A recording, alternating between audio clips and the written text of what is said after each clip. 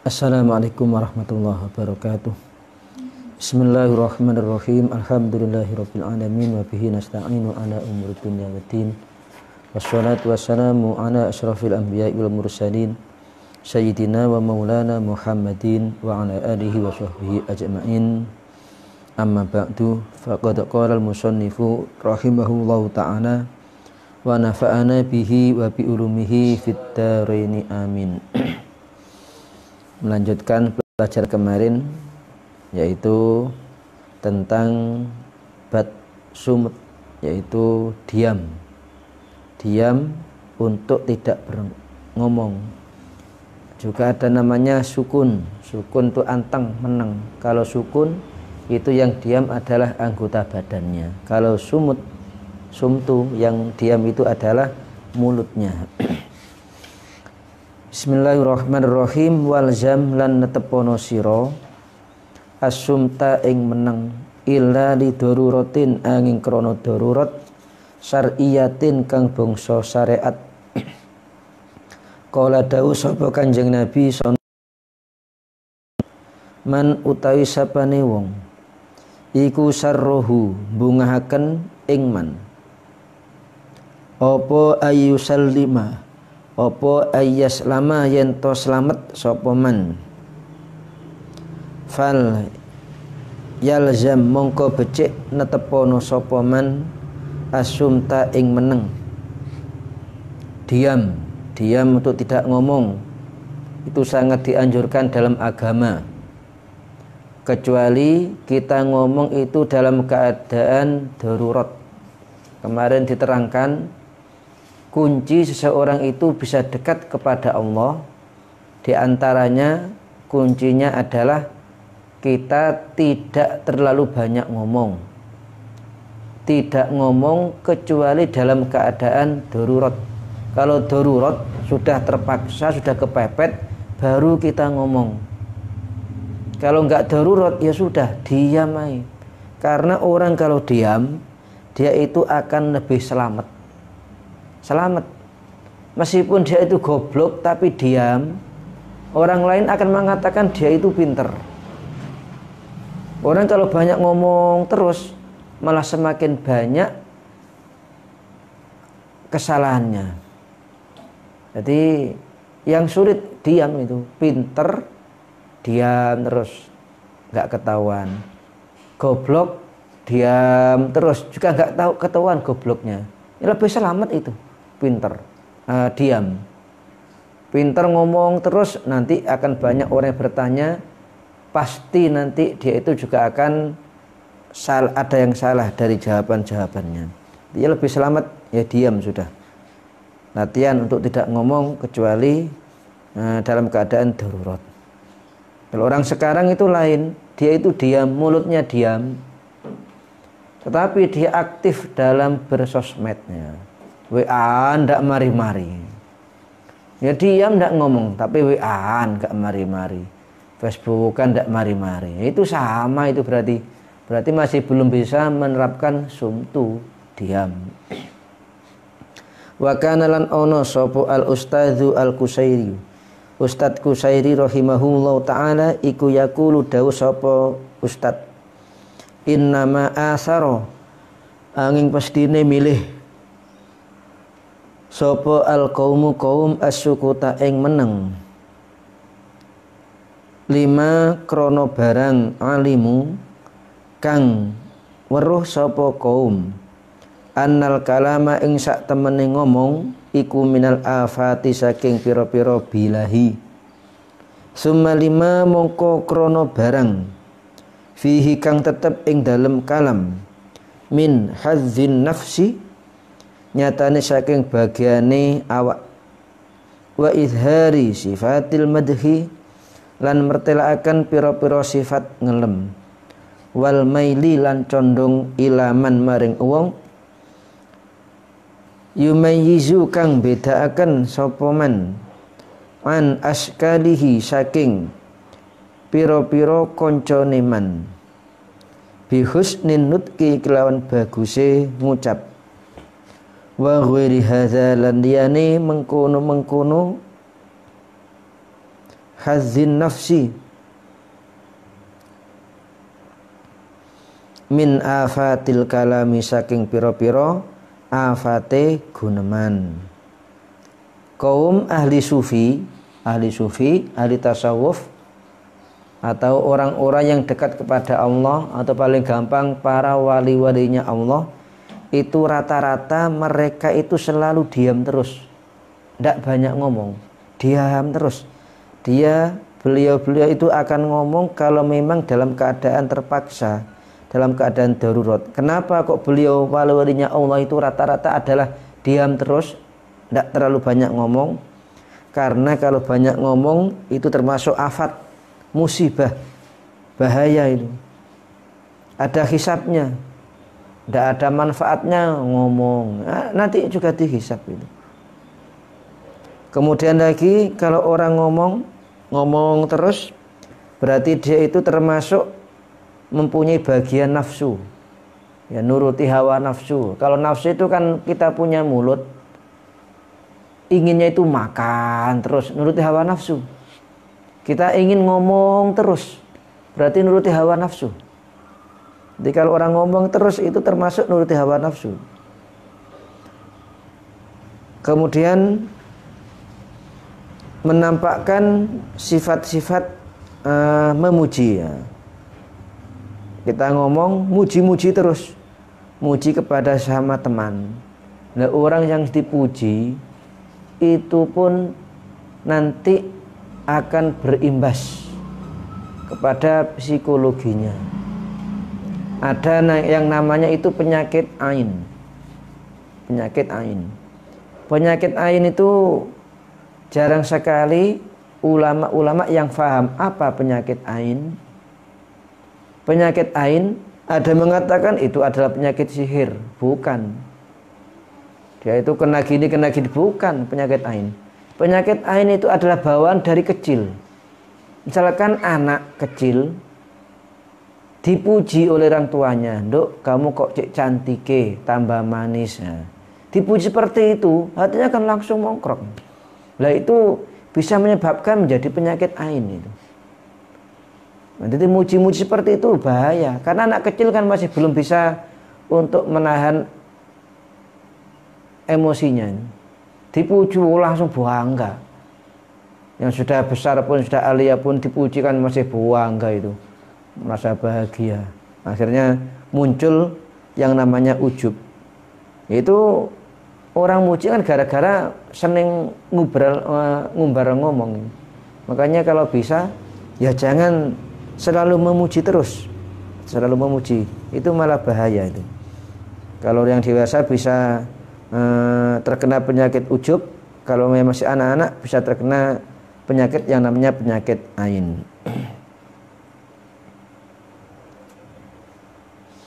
Wa kana lan ono sapa Syekhu Abu Bakrin bin Ayyash. Syekh Abu Bakrin bin Ayyash rahimahullahu taala iku yaqulu dawu sapa Syekh, kasratul kalami utawi akeh ngomong iku tang sifu bisa nresep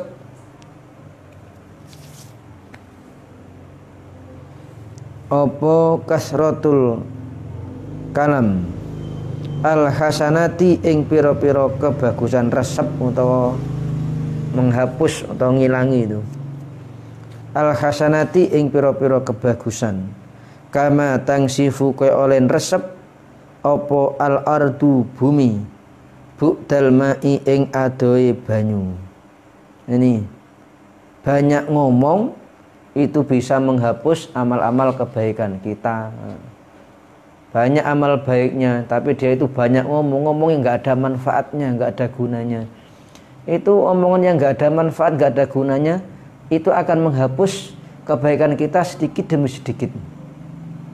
Sebagaimana tanah kering, tanah yang kering kalau kena air kan resep tetap kering, hanya teles basah dikit nanti cepat kering lagi. Itu efek samping dari terlalu banyak ngomong. Jadi kalau terlalu banyak ngomong maka kebaikan-kebaikan kita itu akan terpotong, dikurangi. Nanti bisa akan kita menjadi orang yang kehabisan kebaikan. Wa kana lan ono sapa al-Fudailu Syekh Fudail rahimahullahu taala iku yaqulu dawuh sapa Fudail, man utawi sapane wong iku ada milang-milang sapa man kalamahu ing kalame man min amalihi saking amale man kala mongko kidik apa kalamuhu kalame man. Ya, kalau seseorang itu menganggap omongan itu termasuk dari amal perbuatan, maka dia akan menjadi orang yang sedikit berbicara. Kalau banyak ngomong gak ada guna, gak ada manfaat, berarti termasuk amal sing jelek. Maka dia itu akan sedikit bicaranya. Terus kalau dia itu tidak ngomong, itu bisa mengangkat dirinya menjadi orang yang dekat kepada Allah, maka dia itu akan menjadi orang yang jarang sekali ngomongnya. Jadi saya jelaskan lagi, yang namanya orang dekat kepada Allah, orang-orang yang makrifat, orang-orang yang menjadi walinya Allah, beliau rata-rata itu sangat jarang ngomong. Kecuali dalam keadaan darurat. Ditanya wajib menjawab. Ditanya kok diam saja tidak menjawab, malah dosa itu. Salam tidak jawab, ya dosa. Itu wajib untuk ngomong.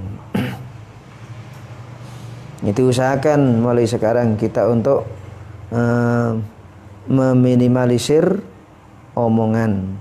Jangan terlalu banyak ngomong. Wa ma warisulan ora maris sapa ulama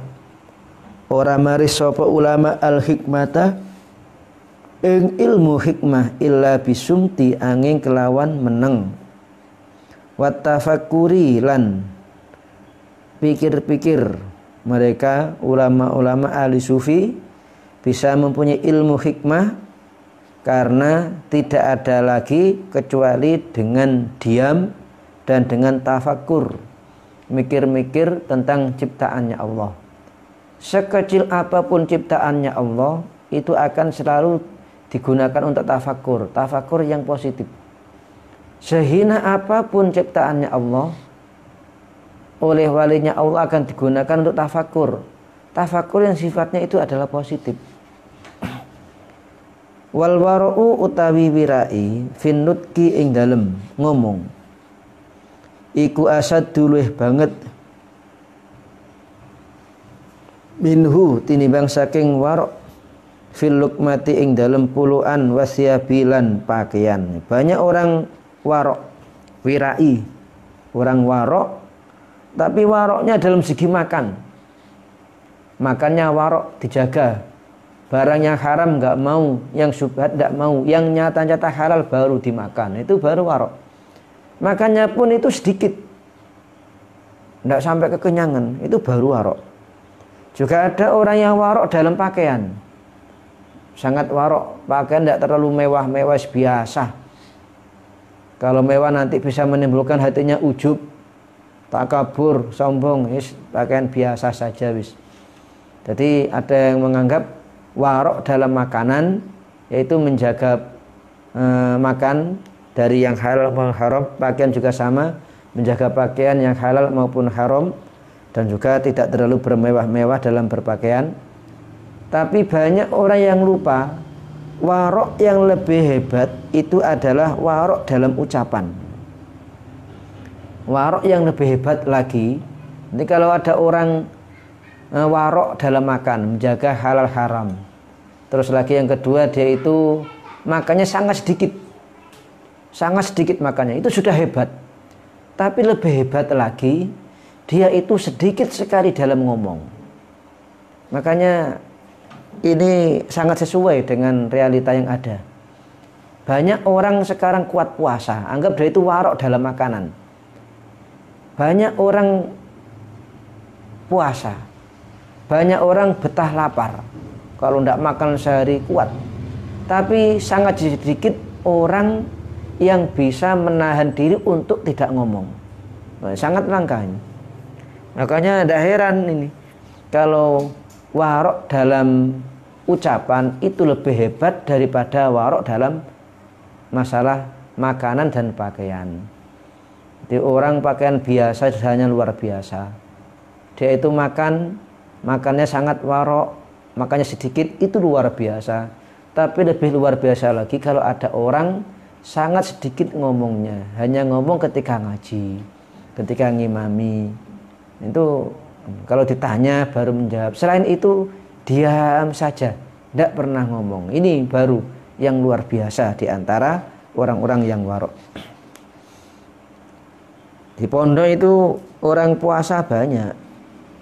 Puasa Senin Kemis banyak, puasa setiap hari banyak, puasa Daud juga banyak. Orang gak tidur malam juga banyak di pondok itu. Semuanya ada. Tapi di pondok orang yang puasa bisu ini yang langka. Langka. Tidak setiap pondok itu ada. Kalau orang puasa Senin Kemis setiap pondok pasti ada. Lumayan banyak.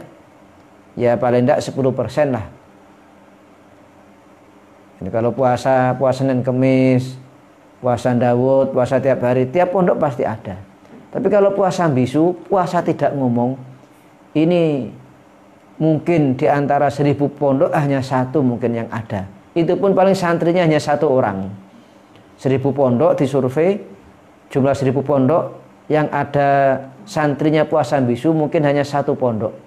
Di antara 1 pondok ini yang puasa bisu mungkin hanya 1 orang. Tidak kira sampai 10 orang. Ini sangat langka, sangat langka. Jadi amalan sufi yang paling berat ya ini, sedikit untuk ngomong. Ini kalau sampai mau mengamalkan, mau puasa tidak kuat lapar. Mau melean, tidak tidur juga nggak kuat, ngantuan. Ya sudah ini, sampai terakat puasa bisu, tidak ngomong. Kalau ngomong sama teman ya dijawab apa kadarnya atau pakai isyarat jawabnya. Terus kalau ngaji Al-Quran baru suaranya keras, ngaji kitab suaranya keras, kan ibadah ini. Kalau teman-teman yang ngomong diam, ditanya pakai isyarat. Iya, mau cilat apa enggak? Kalau mau ya mantu, enggak mau ya sudah, geleng-geleng gitu wis. Atau pakai stop, mau apa enggak, stop. Itu latihan puasa bisu ini yang sangat jarang, karena ini termasuk warok sing paling berat, yaitu warok untuk tidak ngomong. Wa qad ajma'u lan teman-teman sepakat sapa ulama ala annal anwaro, ternyata sulit ya jadi wali, ngomongnya harus sedikit. Tidurnya pun sedikit, makannya pun juga sedikit, sulit jadi wali. Satu nafas lupa tidak ingat kepada Allah sudah termasuk maksiat, itu sulit. Banyak orang ngaku jadi wali tidak sesuai dengan ajaran kitab tasawufnya. Lan teman-teman sepakat sapa ulama ala annal anwaro ing atase sak temene pira-pira nur ar-rabbaniyata kang bangsa pangeran iku takhruju metu apa anwar min qalbil muridi saking atine murid idza takallama nalikone ngomong sapa murid bilahwin kelawan nganggur wa yasiru lan dadi apa qalbuhu atine murid dadi iku musliman kang peteng wa annahu lan sak temene kelakuan iku mata in hadama kapan-kapan dadi ambruk atau dadi rubuh apa ruknun cagak siji min arkanit thoriqi saking pira-pira cagake ilmu thariqah tabi'ahu mongko manut ing ruknun apa albaki cagak kang weneh. Para ulama ahli sufi sepakat seseorang kalau dia itu banyak ngomong nganggurnya, nganggur apa saja, tidak ada manfaatnya, ngomong gak enek manfaate, guyon ae, ngobrol ae. Kalau sama seperti itu ngomong terus ngomong sing nganggur lelahan, nggak ada manfaatnya. Kecuali ngaji, itu baru ngomong sing manfaat. Zikir, ngomong manfaat. Belajar, ngomong manfaat. Ditanya orang, jawab, ngomong manfaat. Nah, nggak ada itu sampai ngobrol, cerita ngalor ngidul. Sing cerita itu hanya impian saja, hanya bayangan, hanya lamunan-lamunan tok. Kalau sampai seperti itu, ngomong yang nggak ada manfaatnya, maka nur yang ada dalam hatimu, nur robbani, cahaya ketuhanan yang ada dalam hatimu, itu akan keluar menjauh dari dirimu. Makanya hatinya itu tambah peteng. Dibuat ngaji tambah sulit, buat menghafalkan Quran tambah sulit, tidak masuk-masuk. Nah ini, orang kalau banyak ngomongnya, ngomong sehingga ada manfaatnya, maka nur robbani yang ada dalam hati kita itu akan pergi menjauh. Akhirnya kalau di hati kita tidak ada nurnya, tidak ada nur robbani, hati kita itu peteng, sumpek terus, gelisah terus, nggak ada bahagianya, nggak ada niat untuk melakukan kebaikan, yang ada hanya niat untuk melakukan maksiat terus. Itu kalau sudah hatinya peteng.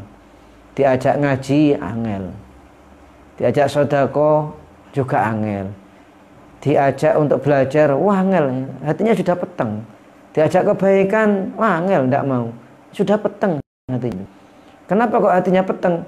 Karena nur yang ada dalam hati kita, nur robbaninya itu keluar.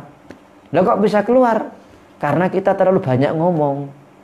Keluarnya nur yang ada dalam hati kita itu keluarnya bersama dengan omongan-omongan kita yang nganggur-nganggur tadi. Ya sulit ini. Survei anak pondok yang jarang ngomong sapa. Rata-rata dia ngomong. Iya. Ayo wis malam besok diterapkan mau puasa bisu. Ayo. Dewi siap. Puasa bisu. Tak puasa bisu enggak ngomong. Ngomongnya kalau ngaji baru ngomong. Belajar ngomong. Ditanya teman hanya jawab. Dari mana sampean? Dari rumahnya Umi Hufro. Gitu tok wis. Mau apa ke sana? Beli baju. Jangan diteruskan. Beli baju apa? Jubah. Gitu tok wis, satu kalimat. Berapa harganya? 150. Itu tok wis, enggak usah terlalu banyak tambahi. Itu sedikit omongnya. Kalau sampai ingin bisu, ditulis berapa harga bajunya? Tulis 150.000. Beli spidol yang semi permanen kan bisa dihapus 150. Mau kemana? Beli cilot. Ditulis sih beli cilot. Itu puasa bisu. Kalau diajak ngomong guru, ya baru kita keluar suaranya ngomong itu. Kalau ada yang mau. Sulit ini. Kalau puasa Senin Kemis banyak yang bisa, saya yakin. Tiap hari puasa saya yakin banyak yang mampu. Tapi kalau puasa bisu, saya yakin mungkin tidak ada yang mampu. Saya sendiri tidak pernah puasa bisu, nggak mampu. Kalau teman-teman itu alhamdulillah banyak teman saya yang puasa bisu. Sampai 3 tahun, 4 tahun puasa bisu. Ya nggak tahu sekarang jadi apa, mungkin jadi wali. Ya nggak tahu, nggak pernah ketemu. Dulu nggak ada HP. Ada HP kan saya tanyakan gimana kabarnya sekarang puasa bisu sampai 3 tahun, sampai 4 tahun. Saya nggak pernah ketemu. Wa zakaru lan nutur sapa ulama anna ma'zamal arkani ing sak temene agung-agunge pira-pira rukun supaya dekat dengan Allah. Rukun-rukunnya supaya seseorang itu bisa menjadi walinya Allah. Iku arbaatun papat. Ini dihafalkan kunci nih. Kalau sampean ingin dekat kepada Allah, kalian ingin bisa wusul kepada Allah, bisa nyampe ke Allah, sampean ingin bisa menjadi walinya Allah, kalian ingin menjadi tokoh sufi, kuncinya hanya 4 ini wis. Rukun 4 sampean kerjakan. Yang pertama al-ju'u, rupane duwe, lapar. Ojo mangan lek gak luwe sing banget baru lah makan. Kalau hanya pokok lapar bisa ditahan. Kalau sudah gumeter kayak ndak bisa jalan, gumeter baru makan. Wasaharulan melek, jangan banyak tidur. Yes, paling banyak 5 jam. Syukur-syukur sampai 2 jam atau 3 jam. Itu baru luar biasa. Tidur 2 jam 3 jam. Ya kalau walinya Allah itu memang mampu. Ya, teman saya itu ketika mondok di Ciumas. Di Kiai Mufasir. Di sana semuanya wajib puasa. Wajib puasa. Sahurnya itu jam 9. Jadi maghrib bukannya buka air. Buka air. Setelah itu wiritan maghrib. Nyambung salat isya sampai jam 9. Jam 9 itu turun. Baru buka. Buka plus sahurnya. Tiap hari. Kemudian jam 12 malam harus di masjid wiritan sampai subuh. Ditanggung makannya sama kiai. Sebelum mondok di sana persyaratan harus puasa banyu 11 hari. Puasa buka air 1 gelas, sahur juga air 1 gelas 11 hari. Ndak kuat suruh pulang. Kalau kuat diaku jadi santrinya. Puasa banyu 11 hari. Coba sampean minum air sing akeh. Iya kalau masih hari pertama minum air 1 termos bisa habis. Tapi kalau 3 hari sampean minum air 1 gelas gak kira habis. Pahit semua rasanya. Air kalau sudah orang perut tidak kemasukan makanan, 3 hari minum air ya rasanya pahit. Masih enakan jamu, bener. 1 gelas tidak kira habis, pahit itu. Kalau sudah 3 hari mulai pahit, 4 hari, 5 hari, 7 hari tambah air itu pahit ya. Kayak tidak bisa masuk itu. Itu ceritanya puasa banyu kata teman-teman itu. Pahit banget puasa banyu. Itu kalau kuat diakui santrinya. Kalau kuat, nggak kuat suruh pulang wis. Jadi maghrib hanya buka air, terus sholat maghrib, terus sampai isya wiritan sampai jam 9 baru turun. Itu baru sahur nasi yang sudah keterima jadi santrinya. Setelah itu tidur jam 9 ya ada yang main-main, ada yang ngobrol. Pokok jam 12 harus bangun di masjid semua. Wiritan sampai subuh. Nah itu teman-teman, kata teman-teman yang pernah ke sana, kiai ini tidurnya jam berapa? Pagi setelah subuh kan wiritan. Sampai kadang jam 8. Jam 8 ada yang santri itu neliti terus. Kapan tidurnya? Mungkin setelah jam 8 tidur. Ternyata enggak. Jam 8 kadang ke kebun kiai. Kadang ke sawah. Ya kadang jalan-jalan gitu, Pak. Enggak tidur. Ya enggak tahu tidurnya jam berapa itu. Terus santri enggak hanya 1 orang 2 orang. Kapan kiai itu tidurnya? Kok sampai enggak pernah teman-teman melihat kiai itu tidur? Ya kalau memang sudah dekat kepada Allah, diangkat jadi walinya Allah, kayak Rabi'ah Al-Adawiyah, tidur qailullah. Tidur menjelang sholat zuhur sebentar. Terus lagi tidurnya menjelang sholat subuh sebentar. Itu sudah seger itu. Kalau sudah dekat kepada Allah. Jadi kalau ingin jadi walinya Allah, lapar, terus harus betah melek, jangan banyak tidur, wasaharu. Wal uzlatu lan uzlah. Uzlah itu menyendiri. Lebih tinggi dari uzlah itu kholwat. Wis di kamar dikunci, kamarnya gak metu-metu. Atau di rumah dikunci wis. Keluarganya ndak boleh masuk, anaknya ndak boleh masuk, istrinya ndak boleh masuk wis. Menyendiri di dalam satu rumah itu namanya kholwat. Atau menyendiri dari satu kamar, kholwat. Kalau ndak pernah keluar tapi kumpul sama keluarga, masih belum kholwat itu. Ndak pernah keluar rumah. Tapi di dalam rumah banyak keluarga, sama istri, sama anak, sama saudara, banyak. Belum kholwat. Kalau kholwat wis tidak berhubungan dengan manusia. Wis dalam kamar dikunci wis. Di dalam rumah banyak orang nggak peduli, di kamar terus zikir terus kepada Allah. Itu baru kholwat. Ya berat jadi wali ini. Wasumtu yang terakhir sumut, diam. Diam nggak ngomong, tambah sulitan. Ayo. Siapa sekarang yang ngaku-ngaku jadi wali, ngaku dekat kepada Allah, lapar, tidak tahan, lapar dikit tidak tahan. Terus tiduran ngaku jadi walinya Allah. Uzlah tidak kuat, selalu berhubungan dengan manusia terus. Sumtu diam terus tidak kuat, selalu ngobrol. Oh gitu ngaku jadi walinya Allah. Sangat jauh sekali.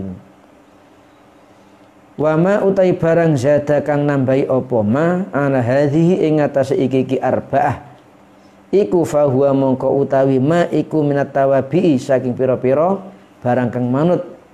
Selain itu hanya mengikuti. Jadi kuncinya 4 ini wis. Kalau ingin wusul kepada Allah, ingin dekat kepada Allah, ingin jadi walinya Allah, 4 ini tok wis kuncinya.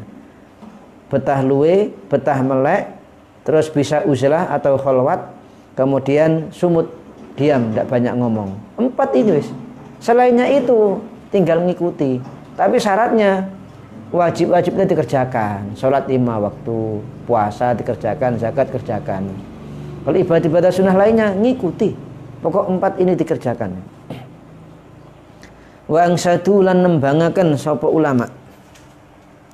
Nembangaken sapa ulama Baitul Wilayati utawi omah kewalian, utawi omah kewalian iku kusimat dendum utawa den bagi apa arkanuhu pira-pira rukune Baitul Wilayah. Sadatuna suwiji pira-pira gusti kita fihi ing dalem Baitul Wilayah minal abdali nyatane sang pira-pira wali abdal. Wali-walinya Allah itu banyak macamnya. Tidak harus walinya Allah seperti itu, enggak, banyak. Ya kayak wali Songo ini. Wali tidak hanya satu. Sunan Ampel ada, Sunan Kalijogo juga ada, Sunan Bonang ada. Makanya kalau hanya satu wali, satunya tidak mau musik. Tapi kalau punya banyak wali, ternyata Sunan Kalijogo mau musik, Sunan Bonang juga mau dengan musik, diperbolehkan musiknya.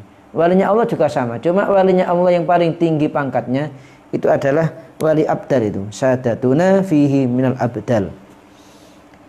Ma yaiku barang baina sumtin ing dalam antarane meneng wa tizalin lan uzlah daiman ing dalam selawasi wal ju'u lan luwe wasaharu lan melek an-nazihu kang bersih al-ghali kang larang regane. Nah, kalau wali abdal 4 perkara ini dikerjakan wali abdal ini.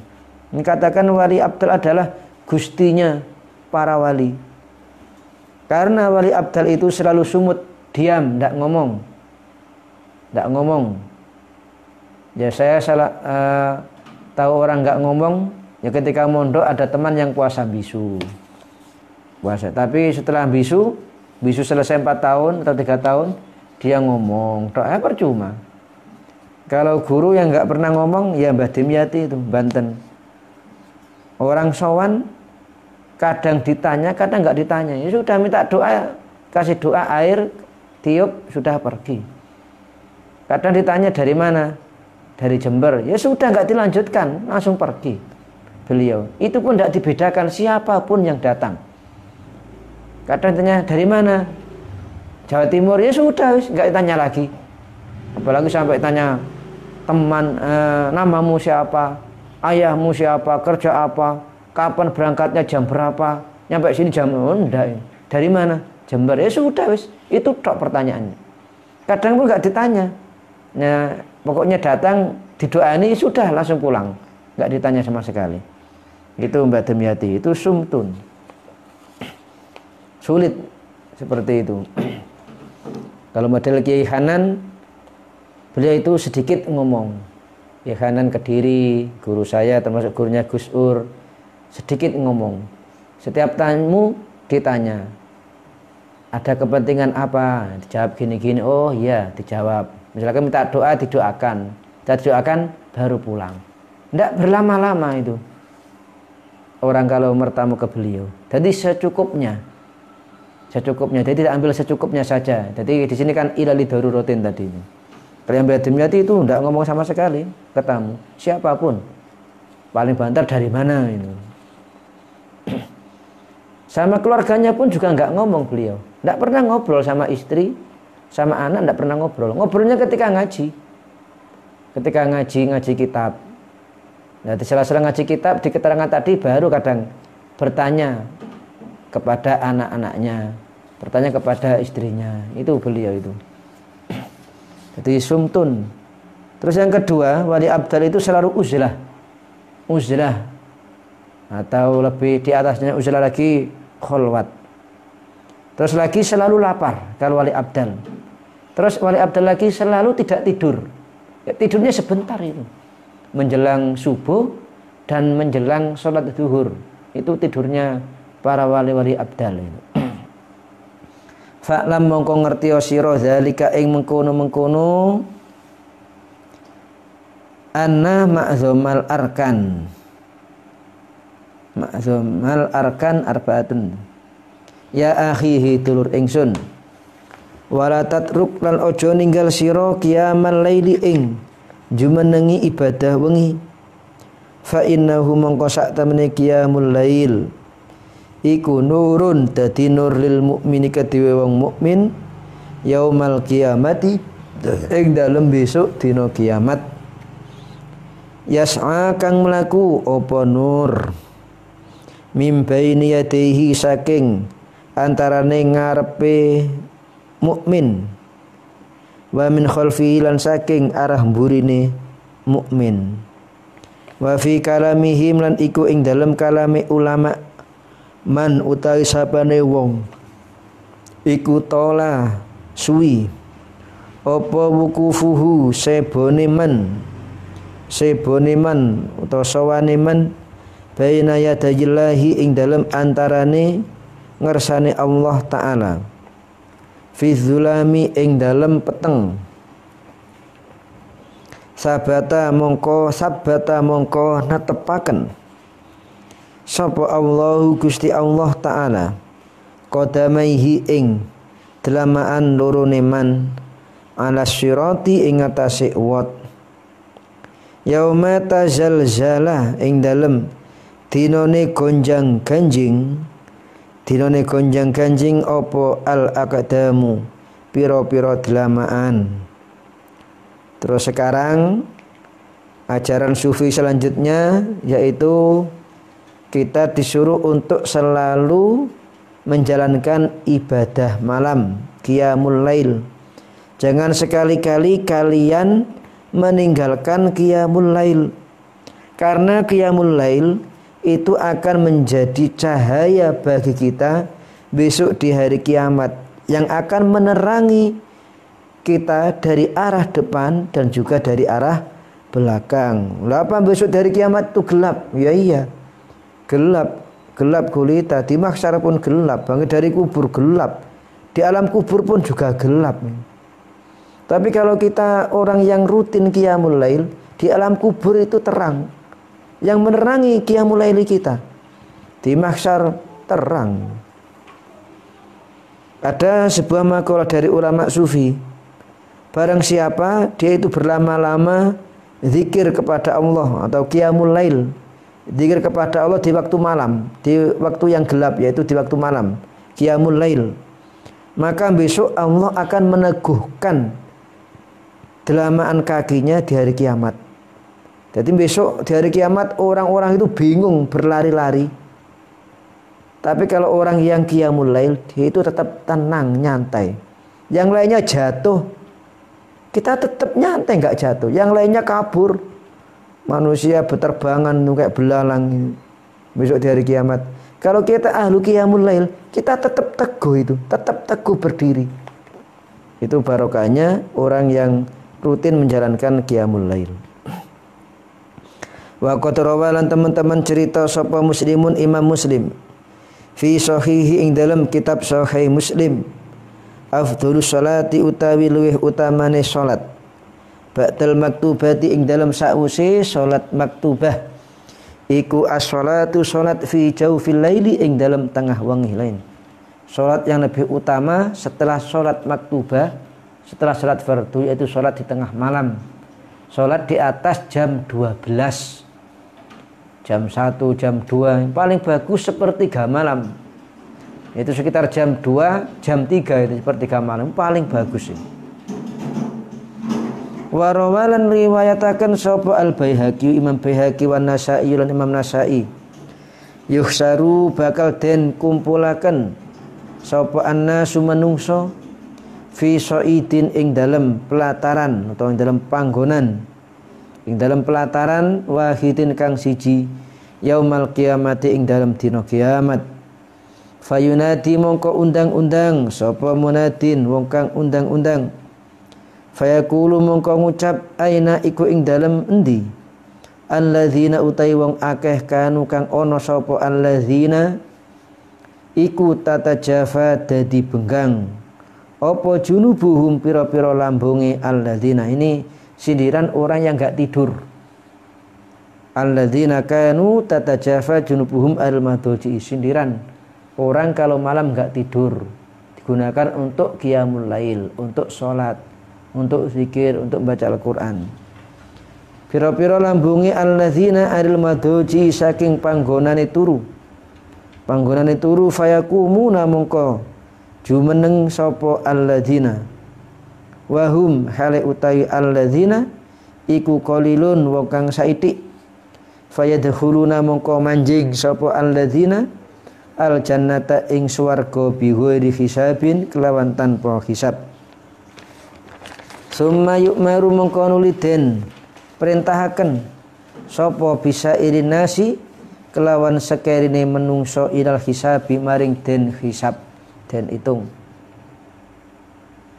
Besok di hari kiamat semua orang itu akan dikumpulkan di mahsyar.